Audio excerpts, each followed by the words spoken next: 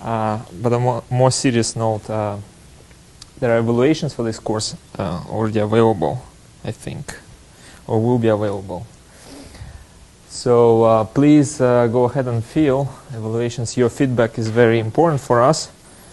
Now, if usually have a rule, and this is serious, if overall response rate is higher than, say, 95%, then everyone gets 2% extra on the final. Okay, so you kind of make sure that your friends also fill evaluations. Okay.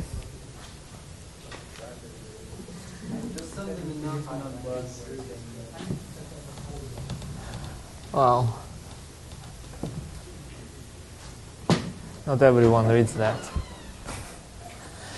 Okay, so last lecture, what was it about? It was about harmonic oscillator, right? So we start looking at harmonic oscillator, consider the solution of the Hamiltonian, which was in its initial form was written like this, right? And then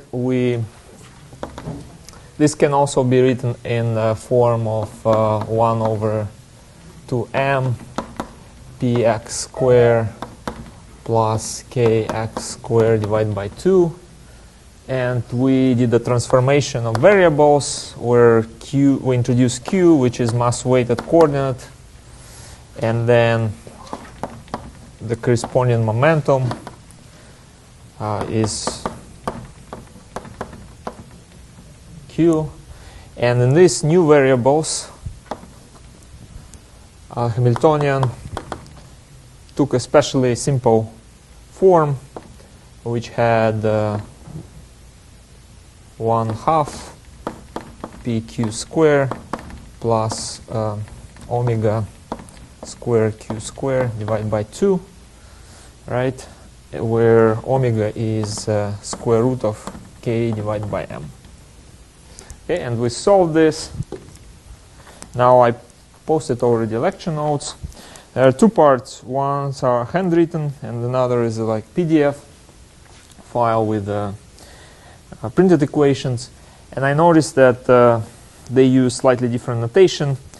So the ones that kind of written in the normal font, not handwritten version, they essentially operate with axes, while the handwritten notes, they operate within this notation, which is somewhat simpler, Q notation.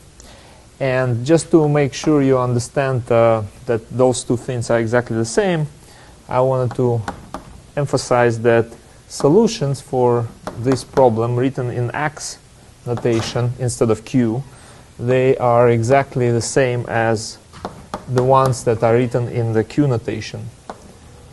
So it's like x square root of alpha. I'm just taking this from the notes I posted. Okay, so these are the solutions, and the solutions that I gave in the Q form, they were also with a normalization coefficient, hn of q, exponent of minus omega q squared divided by 2, right? Something like that. Okay. Now, alpha here is defined as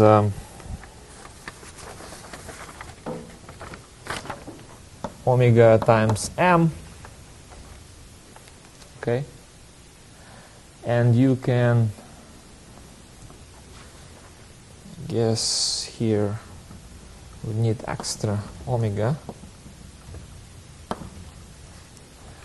So now you can see that if we put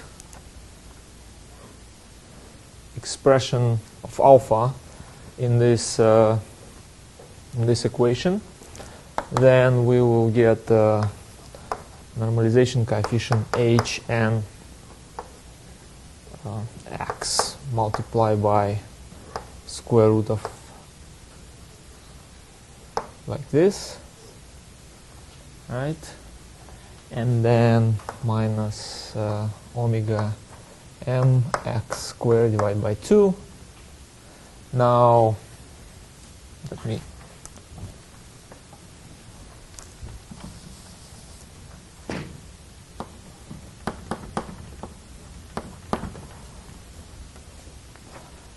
this way.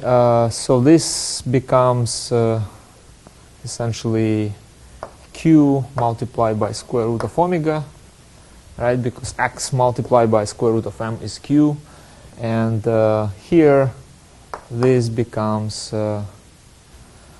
exponent of minus omega q squared divided by 2, right? So these expressions are exactly the same. Also, in the printed notes, what was given is expression for Heaviside not Heaviside, but Hermite polynomial functions, h of n equal to minus 1 n exponent x square dn dx n. Right. So this expression allows you to write all the Hermite polynomials in the kind of closed form. So then if you want to apply this, say n equals 0, that means no differentiation, right? No differentiation would correspond to, what will be the result? Do you see?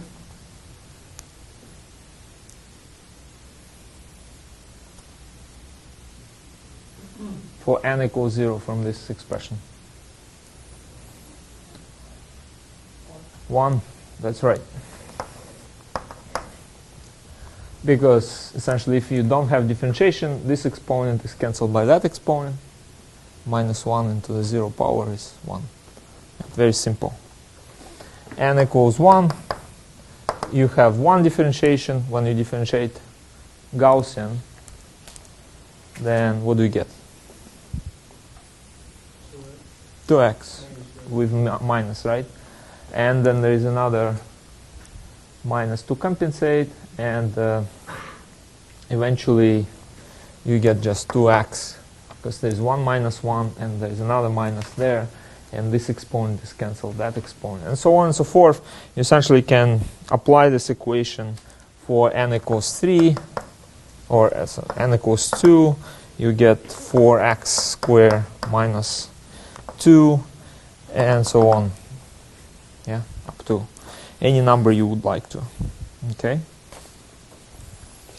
So now, when in homeworks or in exam, you will be asked to calculate matrix elements of, say, position operator with eigenstates of harmonic oscillator functions, then it turns out that you will end up, if in one-dimensional case, you will end up in the simplest case where n equals 0 and m equals 0, right? Then you end up with the integral that contains two Gaussians. They will be minus alpha x squared, right, times x from minus infinity to plus infinity, something like that, right? Because plus some normalization coefficients here, which are not interesting. At least they don't pose the problem for taking this integral. So now this integral, for example, what is it going to be? Do you guys know? It's a very simple question. I'm not asking difficult questions. You're forgetting this part, right? It's much simpler. So what is integral? Do you guys know? What is the curve here? You're forgetting x, right? So the bell curve is just the Gaussian, right? Now you multiply Gaussian. Bell curve is centered at 0, right? Because the maximum of this exponent is when x is 0. Whenever x is deviating from 0, you're getting the kind of decay of the function. Now, if you multiply it by x, you will increase it slightly, right? You will increase it slightly in the right-hand side. You will multiply by negative in the left-hand side, and the plot will be more like this, right? And it will be completely symmetric. This is positive, this is negative. The, of course, area will be, the integral will be 0. Right? So it's just based on symmetry. Now, I can put 217th power here, and the result will be same, still 0, right? Good. So any odd power of x will give you 0. Now, this is easy. If you say ask to calculate the deviation, then there will be x squared, right, to take care of. And how do we do that? There is an interesting approach, essentially for any even power to k, right, where k can be anything starting from either 0. So starting from 0 to infinity, essentially, so some finite number, right? So it turns out that this type of integrals, they can be calculated all from one integral. And that integral is exponent of alpha x squared dx, right? So do you guys know how to take this integral?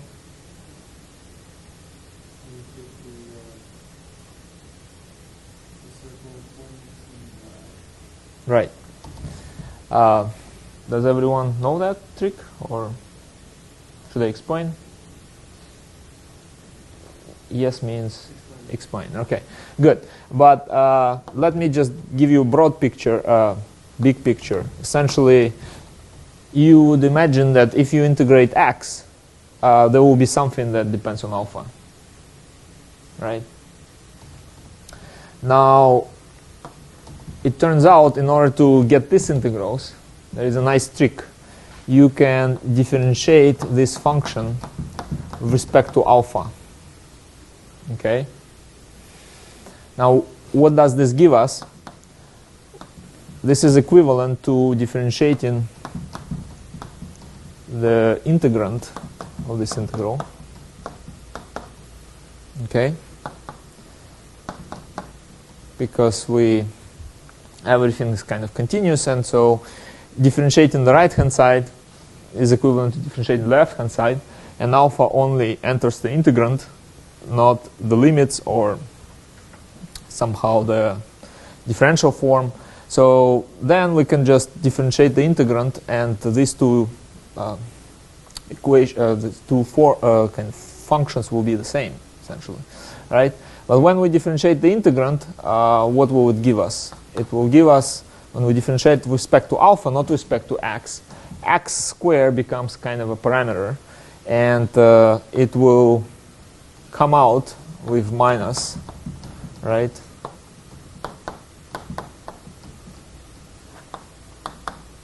Okay? So that means that if we know this integral, in order to calculate integral with the x squared inside, all we need is to take this function and differentiate with respect to alpha. Presumably this differentiation is always much simpler than integration, right? And so you always can do that. And of course, if you differentiate it another time with respect to alpha, you'll get the 4th power, 6th power, 8th power, and so on and so forth. Okay? But now the key is, how do we get this function?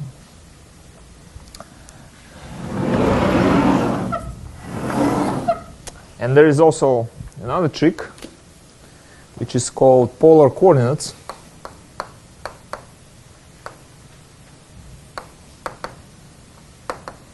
That we'll be using. I would like to introduce them right now because we'll be using them for some of the problems that will be useful to solve the problem for the hydrogen atom, Hamiltonian. Okay, so how do we end up with these polar coordinates, which we'll introduce in a moment? It turns out that this f of alpha, okay, function, it is easier to consider as a square of this function. If we consider a square of this function, that means we are considering the square of the integral, which is alpha x squared dx. So square means there are two integrals like that, and they are independent. It's like two independent sums. So we can easily write, then we choose that this will be integration over x, this one will be integration over y. Okay, because before we make a product, x or y, it's already integrated, so it's not present really. Right, so this is function of alpha and this is function of alpha. Right, so that's why we can do that. We can call these variables different names. Now, what is nice about integrals, then we can combine them into one double integral over the whole space. So the space we're talking about here is xy space. Okay, and so we can combine two exponents. This will be like this, right? And now to take this integral, which if we take it, then we can easily obtain what the f of alpha is by taking the square root. Okay, so in order to take this integral, it's easier to go into the so-called polar coordinates, where we introduce two alternative variables. Here in the normal space we work with the Cartesian coordinates x and y. Now alternative representation of any point in this two-dimensional space is through the distance from the origin and the angle, right? So any point on this 2D space, in this 2D space, can be characterized either by x1, y1, or corresponding r1 and the angle phi1. Right, and r is, I guess the equations are between those two coordinate systems is x is r cosine phi, y is r sine phi, and then r is well, square root of x squared plus y squared, the distance from the center, and phi is arctangent of y divided by x. Okay, so now this will be pretty much the most useful part, because you can notice that this function of two variables will be actually a function of one variable. It will be exponent of minus alpha r squared, right? It's still a Gaussian. It seems like what we've done so far is not very useful, but it turns out when we do integration in the Cartesian coordinates, we put dx dy, right? So what does this mean? That means we are considering the value of the function in the small square, which is built by two sides, dy dx, right? And we make this dy dx go to infinitely small numbers, right? So infinitely small, essentially we are considering infinitely small square and the value of the function there, not the f of y, but the function of the Gaussian function, right? And then we sum all these small squares with the value of the function, right? So that's the meaning of integral in the Riemann sum kind of view, because there are other ways of defining integral, but this is one of them, the most well known. Okay, now what happens when we go to the different system of coordinates?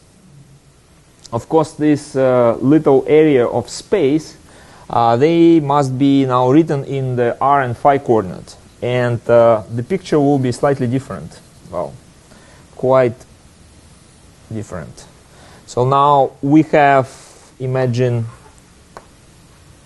the sector, essentially, where the length, say, is regulated by dr, but the angle is coming from d phi, right? As you can see, depending on how far we are from the center, right, this piece of space can be made as small as you want, even for finite distances, right? You can imagine even if you uniformly scale down dr and d phi to the smaller and smaller values, the ratio between, say, this part of the space here and the part of the space which is close to the center will be, well, pretty much the same. The closer you are to the center, the smaller will be this piece of space, right, that we comprise in our integral from, right? It's in a sense similar situation we'll see in the spherical coordinates. When you look at the globus, right, then you can see that the polar, on the south pole or the north pole, all the lines of longitude and altitude, they are kind of coming together, and areas become smaller and smaller, right? So the same effect here. And it's very natural then not to put dr d phi instead of dx dy, but rather have a scaling factor r in front of this, okay? Because you can see that this closer you are to the center, then dr d phi will have a smaller and smaller area. You need to account for that somehow, and the r is a very natural way to account for it. If r close to 0, this sector becomes smaller and smaller, right? Of course, there is a mathematically rigorous way to introduce r. Why is it r, not r square or r cube or any other power of r? Because whatever power of r, well, positive, of course, you put there, it will do the job, right? But why is it 1r, not 2 or 3? It turns out that here we are using the same idea as we were introducing when we were talking first time with, about the determinants, right? And here you can build, here essentially what we do, we substitute rectangular vectors dx and dy by non-rectangular vectors dr and d phi.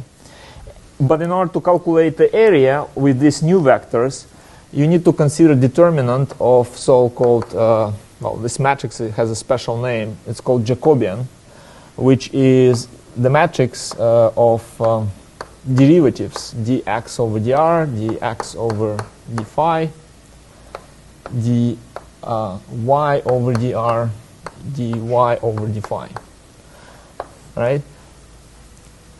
If you consider determinant of that matrix, it turns out it will be r, okay?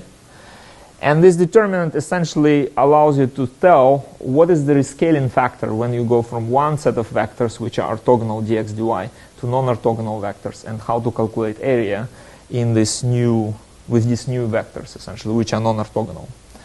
And that's why it's so natural to see the determinant in the, when you substitute the variables in the integral from the geometrical point of view. That's what is done, and that's why it's r. You can actually calculate those derivatives because I gave you the x function of r and y function of r and phi, right? So you can calculate all this, right? There will be functions, determinant 2 by 2, that means it's a product of this minus this, and you will indeed get r as a result. Very simple result. Now, this r actually helps a lot because instead of having integral over just exponent of minus alpha r squared, we have r dr d phi now. And r changes from 0 to infinity because r is only positive. And phi changes from 0 to 2 pi. Right, we go possibly full circle in order to cover the whole space. As you can see, this rdr helps you to essentially absorb this into the dr squared divided by 2, right? And now r squared is a new variable. And all you need to do is essentially integrate the exponent. You all know how to do it, right? So the result will be essentially the same exponent divided by minus alpha and divided by 1/2 from this substitution, right? And phi is integrated. It gives well, essentially, if we put here phi, then phi goes from 0 to 2 pi, and r goes from 0 to infinity, right? So when you do this algebra, then you end up with pi divided by alpha, because 2 cancels 2 into pi.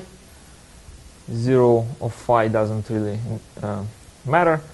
Minus here will be compensated by the fact that if you put infinity in r, then this thing disappears, and 0 component of r will be the one that will give unity, right? And that will be with minus sign, so this minus and that minus kind of compensate, so you get the result pi divided by alpha, right? And this is our function f of alpha squared, right?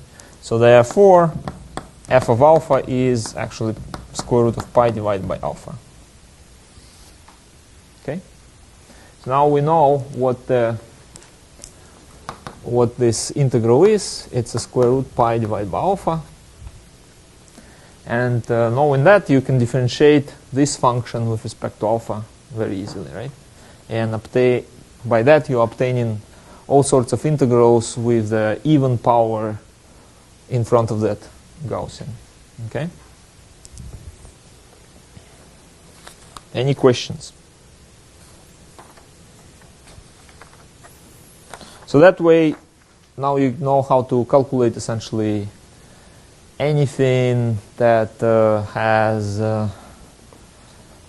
two harmonic oscillator functions, because they are essentially two Gaussians and some polynomial functions of x in between. So all the polynomial terms can be easily integrated with Gaussian.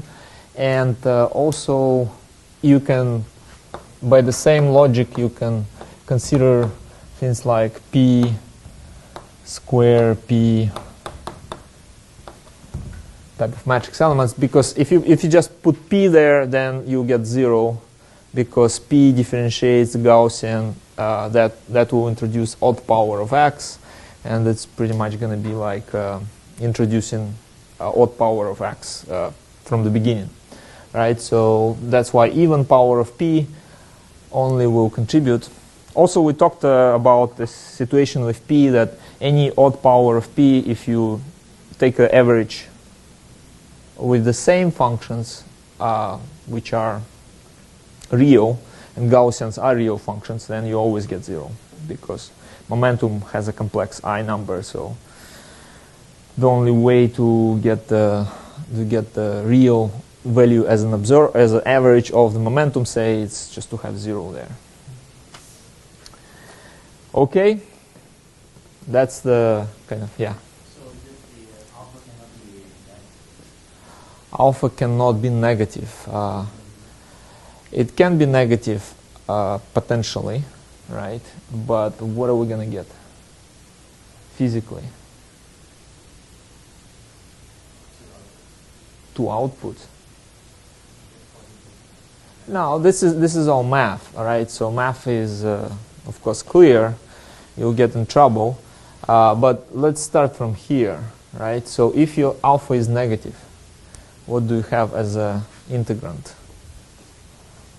If alpha is positive, then you have a Gaussian. If alpha is negative, what is this? It's exponent of, say, positive alpha x squared. What is this function as a, how does it look like?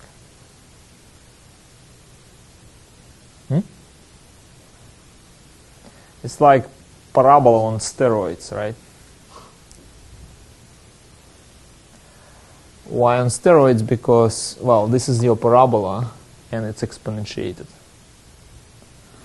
Okay, so you will have if x is 0, then you have exponent e, and essentially if you start getting higher and higher x's, then you get larger and larger values, right? And essentially it diverges.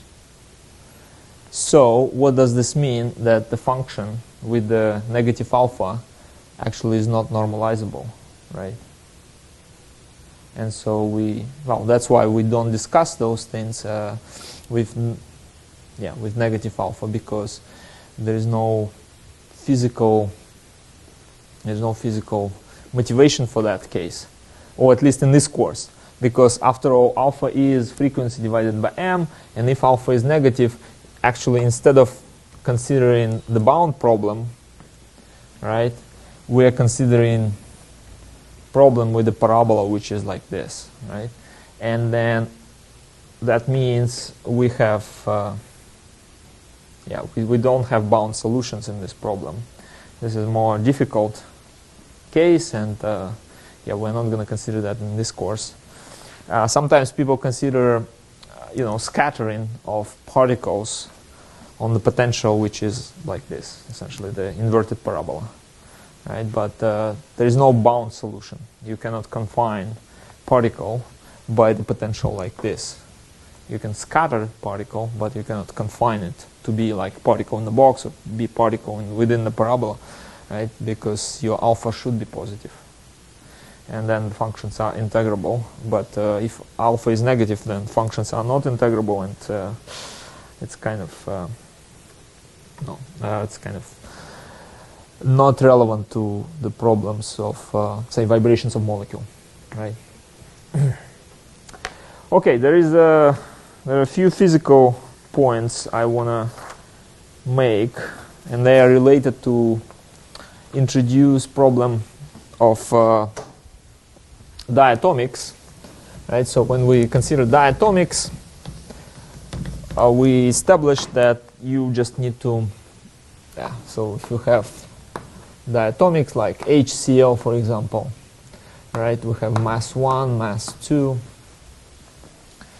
and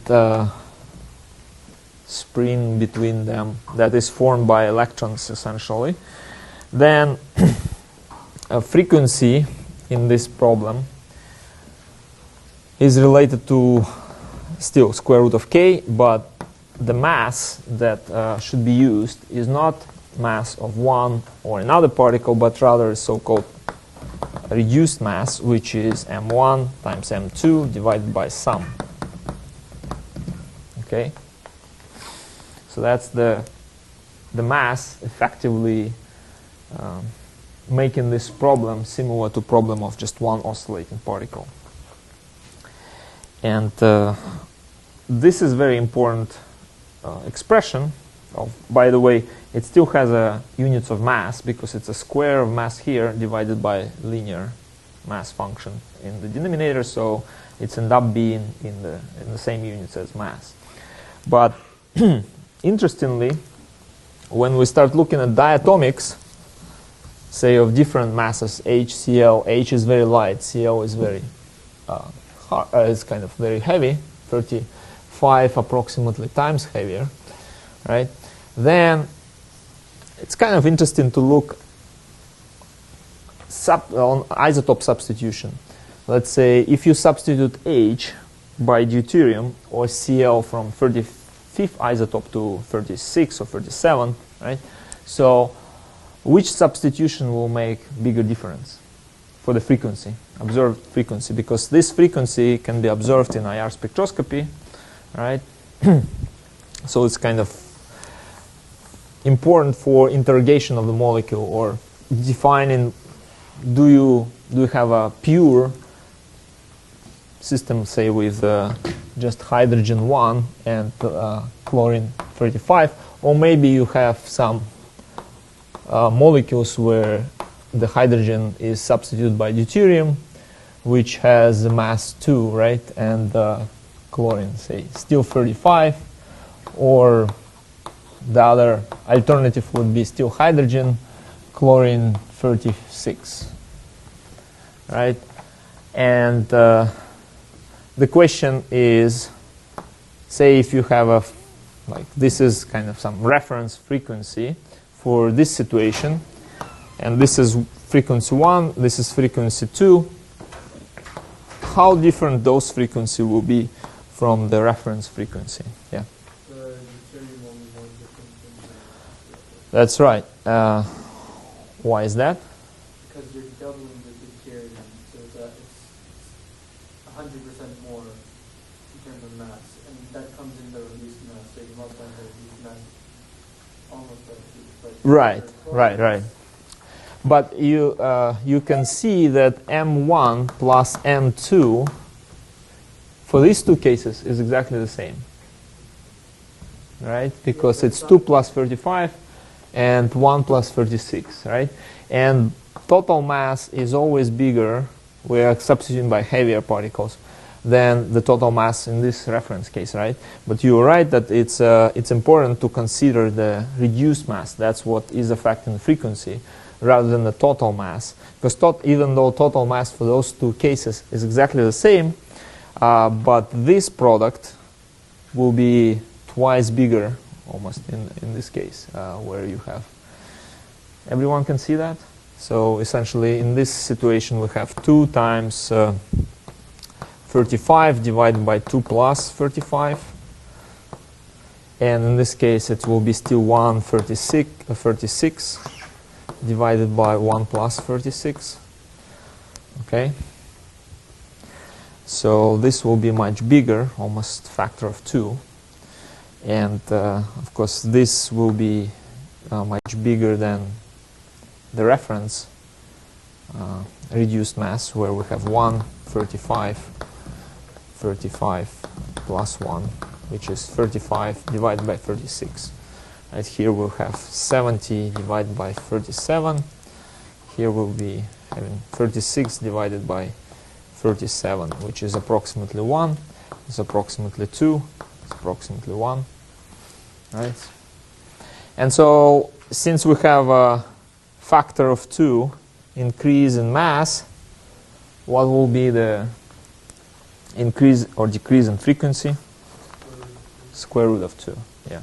That's another important thing, that when we substitute hydrogen by deuterium, we can have a change almost like by 50%, right? Because square root of 2 is 1.4, and this is approximately 1.5, 50% bigger or smaller, depending on what are you considering. The frequency will be 50% smaller, right? Okay, so one thing to sometimes is asked in the problems, or it's just fun to consider. Say if you are given that frequency of a certain diatomic molecule, like HCl, for example, right? Frequency of oscillation is 2,886 inverse centimeters, and this frequency is the one that is essentially normal frequency divided by speed of light, which is 1 over lambda, and normal frequency is related to the omega that we've been talking about by this relation, right? So then this is all just different ways of writing the frequency. I do not expect you to remember all that. Just if I will ask an exam, if this is like this, then I'll give you a definition, of course, what does this mean. But essentially to connect this with omega, what do we need? We have omega divided by 2 pi divided by 1c, right? So that's the connection between this nu with tilde and omega that we obtain in our consideration of the harmonic oscillator. Okay, so say this is given, and now the question could be, what is K? Right? So what is the rigidity of HCl molecule? Okay, so how do we calculate rigidity? It's Newton per meter, because essentially it's a Hooke's law. You have a force ma, right? Those are forces in Newton, and then the force is equal to kx. Essentially, is like in the case of a rubber, the longer you stretch, the more force you actually need to apply, right? So this is a linear relation to force. This corresponds to essentially harmonic potential, because force is derivative of the potential with respect to space coordinate, right? And then the k, if force is in Newton, then the k is in the units of Newton divided by meters, right? And newtons are kilograms times meters per second square, right? Mass and acceleration. And then we need to divide by mass, so mass is cancelled. This is k is in kilograms per square seconds. That's the units of the expression that we're gonna derive. So the question is, what is the k for this frequency? What's the rigidity of the spring between HCl? And the way we can calculate this is pretty much related to okay, so we know this, and so from this we also know that frequency is square root of k divided by mass, which is reduced mass, right? So what do we have then? The mu tilde is equal to 1 over 2 pi c in denominator, square root of k divided by reduced mass, and that means that the k is 2 pi c mu tilde, that is all squared, multiplied by reduced mass, right? Very simple problem, no integration, nothing. So now let's calculate the reduced mass. It's we already calculated for a reference case. It's 1 times 35 divided by 36, and this is in atomic mass units. And if we transform this into exactly, this is 0.972 AMU. AMU is the one that has like 1/12 of the carbon mass, and in kilograms that would be 1.614 multiplied by 10 minus 27 kilogram. Okay, that's our reduced mass. And if we put in this expression, put all the constants, turns out this will be 477 newtons per meter. Okay, is this a big number or a small number? Big. Compared to what? It's on a microscopic scale. Yeah. But that's something you usually see for microscopic springs. Yeah, you're right, it's in microscopic scale, but if we compare it to macroscopic springs, right? So is it big or small? Like what kind of macroscopic spring can we compare this to? Oh, today I was thinking about this problem, and just to give a perspective, is it a big number, a small number? So something that I would not consider rigid would be a spring, like a normal rigidity spring in the, there are weights in order to weight mass, right? And there is a spring in this old model of those weights, right? Not electronic, but rather just a spring.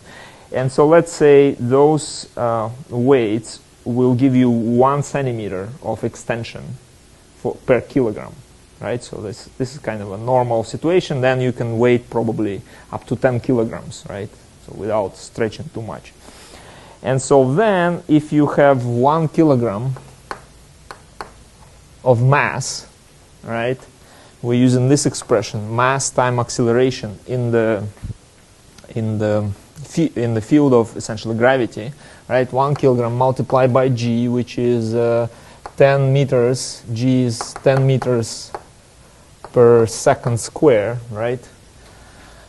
This will be 10 newtons, and the distance that we get by putting 1 kilogram on that spring is, say, I said 1 centimeter, right? 1 centimeter, which is 10 to the minus 2 meter, right? And so that means we need to divide this by 10 to the minus 2 meter, and this becomes 1,000 newtons per meter, right? So kind of the same order, right? This is 0.5 roughly times 10 to the minus 3 newtons per meter. So it's not, compared to macroscopic scale springs, this is not very rigid, but considering that it's microscopic, it's pretty rigid. Although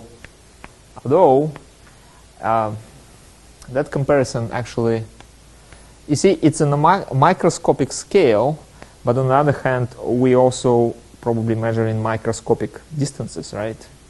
We would need, if we want to do the macroscopic spring out of HCl's, we need to connect them into some macroscopic object, and the spring would be as rigid as probably spring in those weights. Not as rigid as, say, spring in the car.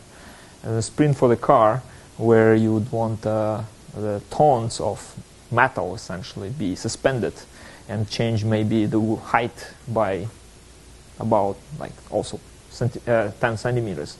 That would be close to 10 to the 5th actually. So it's going to be 2 orders of magnitude higher rigidity for the springs. Okay. And the last point I want to make, which is also very relevant to chemistry and to this is, by the way, called isotope effect.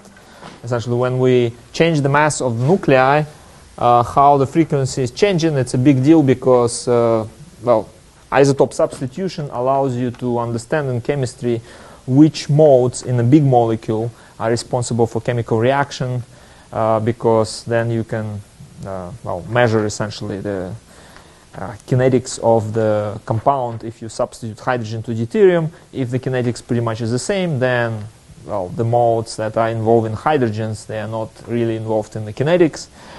Why is that? It's because if we consider, say, dissociation of hydrogen, then this is a electronic energy, the one that you can calculate using Gaussian, and this is kind of a distance between 2 hydrogens, right? This is some kind of equilibrium distance, and then if you stretch them apart, they stop feeling each other, and the energy all grows, and this is kind of now this is dissociation energy, right, from the bottom of this curve. But this picture is not quite right, because we talked about this when we are considering, this is pretty much like a harmonic oscillator at the bottom of this curve, and harmonic oscillator has an extra energy, if we just count from the bottom of the curve. That energy corresponds to n equals 0 point energy. And this is omega divided by 2 essentially. Now, the true dissociation energy then actually should be the difference between the 0 point energy and the dissociation limit. Okay? Because this is the amount of energy you need to supply, because the molecule already has this amount. Like, it's already kind of, in a classical picture, it's already vibrating, and it's kind of ready to break, compared to the situation where it just stays like this, right? So, but it's all, of course, classical picture. In quantum picture, you just have an extra energy. Probability density doesn't change because it's a stationary state, right? So this quantity is called dE, and this quantity is called d0. So dE and d0, they are different by this difference, which is 0-point energy. Now, the question is, say we consider hydrogen versus deuterium. Which one is easier to break?